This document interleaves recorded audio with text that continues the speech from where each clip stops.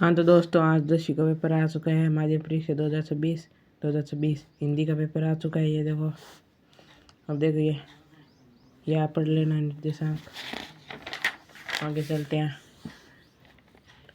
ऐसे शब्द जिनके स्वरूप में लिंग, वचन, काल आदि के प्रभाव का कोई विकार नहीं होता है, उसका हो जाएगा अव्यय।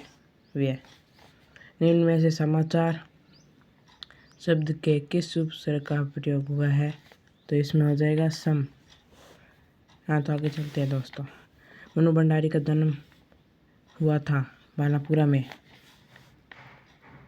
अकेले सफर का वक्त काटने के लिए नवाब साहब ने क्या खरीदे थे? खीरे। नेताजी मूर्ति किस की बनी थी? संगमरमर की।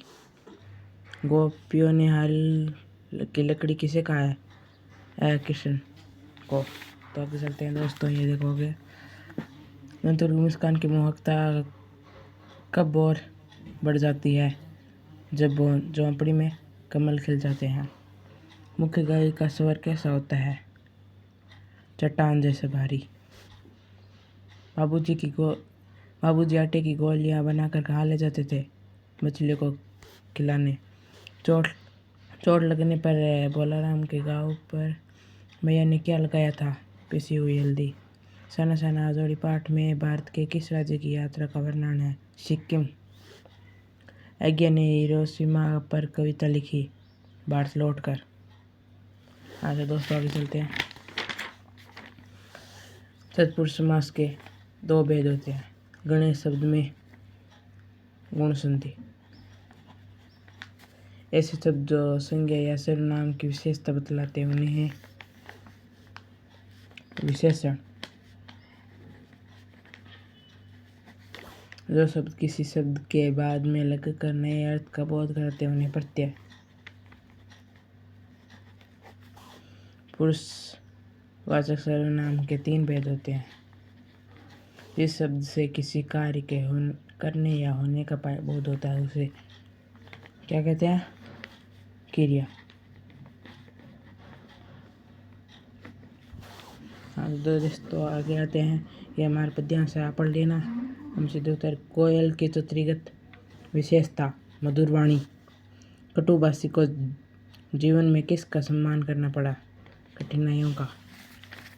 मीठी वाणी का श्रोता पर कैसा प्रभाव पड़ता है? सकारात्मक। ये आप हमारे PDF ले लेना,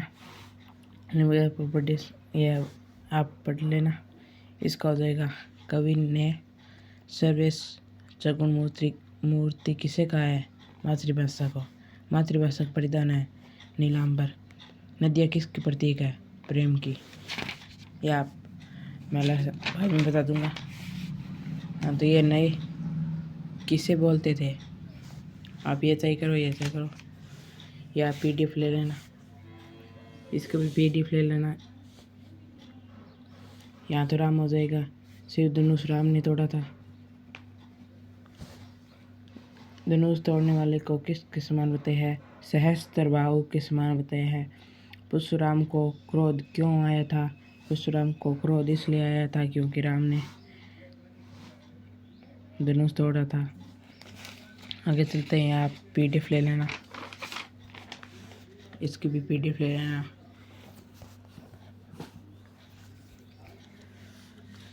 ये सूरदास का परिचय है। मैंने सुबह भी कहा था कि सूरदास का परिचय जरूर आएगा। यही आया है, मैंने कहा था।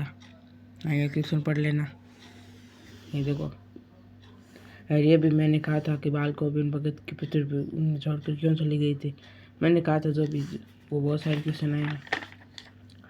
ये देखो, निम्न मैंने कहा था विद्यार्थी की जीवन और अनुशासन, ये आएगा, ये आ गया।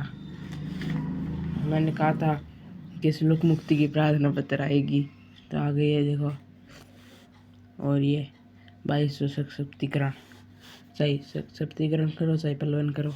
हाँ तो दोस्तों, आज मिलते हैं विज्ञान के पेपर में। तो बाय।